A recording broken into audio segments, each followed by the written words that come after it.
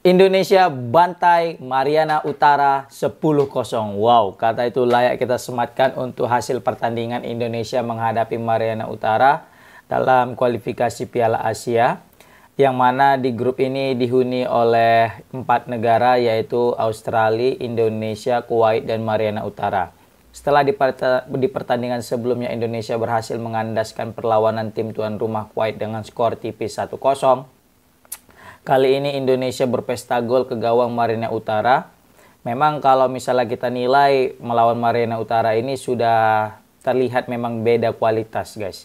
Di pertandingan sebelumnya juga Mariana Utara menjadi lumbung gol untuk negara Australia dengan total itu 19-0. Ini merupakan hasil yang cukup mengejutkan, 19-0 dari 90 menit. Ini mengindikasikan bahwasannya Mariana Utara ini level permainan mereka dan kualitas permainan mereka itu masih di bawah rata-rata, guys. Sehingga bisa mencapai 10 gol dan lebih. Nah, mungkin perlu dievaluasi Mariana Utara sendiri. Nah, kita kembali ke Indonesia. Untuk di pertandingan kali ini memang Indonesia berhasil mencetak 10 gol dari 90 menit jalannya pertandingan. Bahkan di babak pertama itu mereka sanggup mencetak 7 gol. Aku berharap tadi itu ketika di babak kedua bisa mencetak 10 gol, at least jadi 17 gitu. Atau mungkin ya kelipatan 2 lah. Istilahnya kalau tidak 7 gol, ya babak pertama 7 gol lagi di babak kedua. Tetapi di babak kedua finishing daripada anak-anak timnas U17 ini sangat bapuk ya. Dalam artian banyak peluang-peluang itu hanya terbuang sia-sia. Sehingga dari 45 menit hanya mencetak 3 gol. Ya, apapun itu tetap kita syukuri. Ini mungkin jadi PR besar juga bagi Coach Nova Arianto untuk ya mengevaluasi beberapa pemainnya, khususnya di lini serang ketika menghadapi Australia nanti. Apalagi kalau misalnya kita udah memiliki peluang, setidaknya jangan lagi membuang-buang peluang.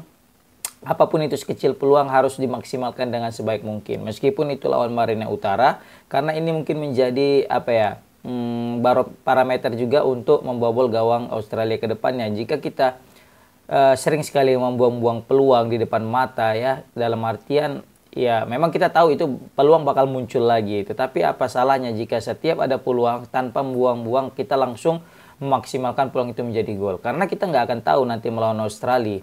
Kita dapat peluang sedikit aja pun udah syukur gitu kan.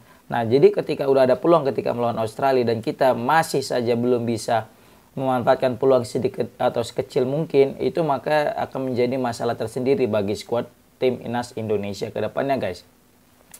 Maka dari itu mungkin yang perlu kita perbaiki di sini adalah masalah finishing. Jujur untuk dari masalah finishing kita memang masih kurang meskipun kita sudah mencetak 10 gol, tetapi kalau dari total peluang yang kita miliki, wah harusnya bisa jadi lebih, guys, bahkan 2 kali lipat gitu ya. Tapi ya mungkin karena timnas Indonesia juga bermain santai saja, walaupun ketika setiap mencetak gol mereka juga berburu-buru untuk menambah gol lagi ya, tetapi itu terjadi di babak pertama. Di babak kedua mereka terlihat lebih santai, lebih enjoy. Mungkin di babak pertama tadi mereka lebih ngotot mainnya karena ingin langsung mengejar selisih gol yang pernah dilakukan oleh Australia. Terbukti di babak pertama, baru-baru mulai pertandingan ya sekitar menit 1 atau menit 2 tadi ya, Goli udah langsung mencetak gol. Ini aku rasa pemain yang cukup spesial ya dari timnas U17. Mungkin Goli salah satu pemain favorit aku selain daripada Daniel, guys. Goli ini kalau misalnya dia konsisten bermain seperti ini, aku prediksi Goli nggak akan lama lagi akan dipanggil oleh Coach Sintayong masuk timnas senior, guys. Bukan apa-apa, visi bermain daripada Goli itu luar biasa. Dia itu menjadi ruhnya permainan, ruh serangan. Jadi kalau misalnya Indonesia mau menyerang, maka Goli pasti ada di situ sebagai yang berkontribusi, guys. Ini betul-betul playmaker modern banget, ini keren. Dia tidak hanya jago dalam dalam memberikan umpan-umpan, memberikan assist, tetapi juga shootingannya juga terarah dan akurasinya jos banget. Kita lihat di gol pertama dia itu mencetak gol malah melalui kaki kanan, padahal kita tahu kaki terkuat daripada Goli adalah kaki kiri. Dan itu tidak hanya sekali. Gol kedua juga Goli ciptakan melalui kaki kanan karena adanya kemelut di depan gawang. Ini mengindikasikan bahwasanya pemain ini sangat komplit. Baik kaki kanan maupun kaki kiri dia semuanya hidup sehingga bisa nanti memanfaatkan segala jenis peluang, guys. Maka dari itu salut untuk Goli, pemain masa depan yang mungkin bisa cerah ke depannya guys. Kemudian Daniel, pemain berpunggung nomor 12 juga salah satu pemain favorit aku ya, karena dia memang mainnya ngotot banget, mainnya di mana-mana, selalu ngejar bola, selalu pokoknya selalu berkontribusi lah. Ini pemain kayak nggak ada capeknya, dan nomor 12 ya. Kemudian juga ada Aldiansa. Nah, Aldiansa ini memang mencetak gol guys, mencetak 2 gol dan mencetak beberapa assist di babak kedua khususnya. Tetapi selain karena dia sudah mencetak 2 gol dan beberapa assist, tetapi aku sangat menyoroti ketajaman striker berpunggung nomor 20 ini guys. Ya, oke lah dia sudah mencetak 2 gol, tetapi kalau dihitung dari begitu banyak peluang yang ia dapatkan si Aldiansa ini, mungkin seharusnya Aldiansa ini sudah bisa mencetak 4 atau 5 atau 6 gol guys dalam pertandingan kali ini, jika setiap peluang yang ia dapatkan itu berbuah gol. Tapi sangat disayangkan Aldiansa gagal memanfaatkan beberapa peluang yang ada, sehingga Aldiansa gagal mencetak hat-trick di pertandingan kali ini. Sempat Aldiansa itu mencetak gol di babak kedua di penghujung pertandingan, tetapi dianulir karena terjebak dalam posisi offside guys. Jadi mungkin ayo Aldiansa, aku dukung Aldiansa untuk berkembang lagi jadi lebih baik, jadi striker yang mematikan sehingga membawa timnas Indonesia lebih baik ke depannya. Oke, Aldiansa semangat lagi. Khusus untuk kiper, kayak kiper lagi nganggur ya, nggak ada ancaman yang berarti, karena asli kita itu mainnya setengah lapangan. Kita main di lapangannya ini doang ya, Mariana Utara doang, karena lapangan kita itu nggak pernah dipakai. Bahkan aku rasa Dava juga kayak ya santai aja gitu ya kan. Kayaknya kita 10 pemain juga cukup sih ya kan. Dava asli nganggur aja sepanjang pertandingan guys.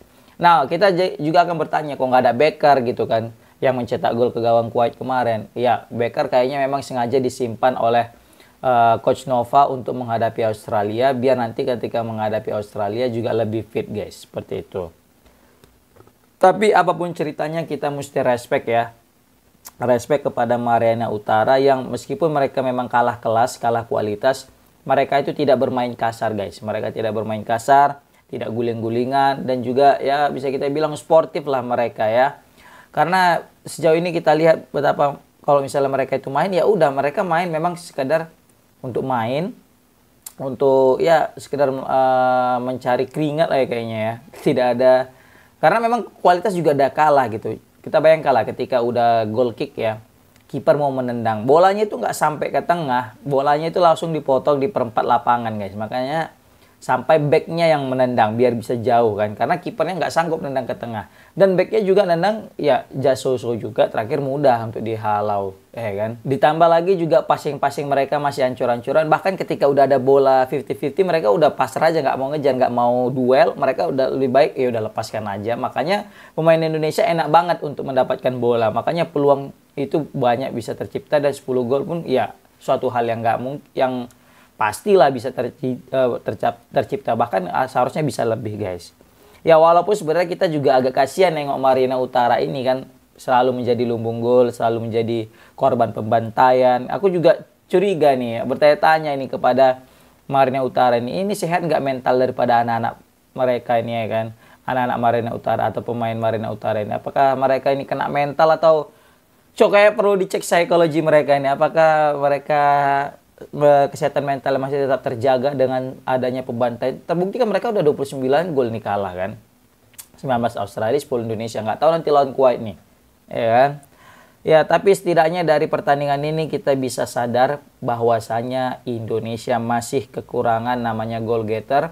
Indonesia itu darurat goal getter. Kenapa nggak ada yang tajam betul-betul maksimal? Memang ada yang mencetak 2 gol, tetapi itu 2 gol dari berbagai macam banyaknya peluang guys. Kalau misalnya kita tonton dari awal sampai akhir, pasti kalian akan menyadarinya. Waduh, ini kenapa nggak gol? Ini kenapa nggak gol? Bahkan komentator juga sempat mengomentari peluang-peluang timnas Indonesia yang kurang memaksimalkannya guys. Ya, jadi ini kita terbantu karena back lawan itu lemah guys. Sumpama tadi ini back lawan ini solid ya, waduh ini bisa kita bayangkan, kita pasti akan kebingungan untuk mencari celah, untuk mencari gol guys. Karena memang